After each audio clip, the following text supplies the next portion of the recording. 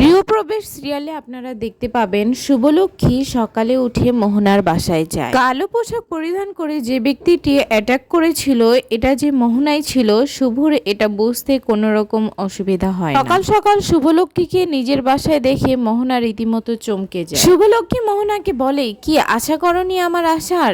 আমিও আসতে চাইনি, কিন্তু তুমি আমাকে আসতে বাধ্য করেছো। শুভলক্ষ্মী এমন কথা বলাতে মোহনা বলে, এসে যখন পড়েছো তো ভিতরে আসো, শুনি আমি কি এমন করেছি যে তুমি এত সকালে আমার কাছে এসেছো। মোহনা ও শুভলক্ষ্মীর মধ্যে দীর্ঘক্ষণ কথা হয়। কথার এক পর্যায়ে মোহনা রেগে গিয়ে ফুলদানি দিয়ে শুভলক্ষ্মীর উপর অ্যাটাক করে। সেই মুহূর্তে ওইখানে এসে উপস্থিত হয় মোহনার দাদা আকাশ সেন। আকাশ সেন এসে শুভলক্ষ্মীকে বাঁচায় মোহনার হাত থেকে। পরবর্তীতে সেখানে আদ্রিত এসে উপস্থিত হয় এবং আকাশ ও আদ্রিতের মধ্যে এক প্রকার সংঘর্ষ তৈরি হয়। মোহনা শুভলক্ষ্মীকে ওপেন চ্যালেঞ্জ করে সে তাকে মেরে ফেলবে। তো ভিউয়ার্স, আপনাদের কাছে কি মনে হয় আগামী পর্বে কি হতে পারে?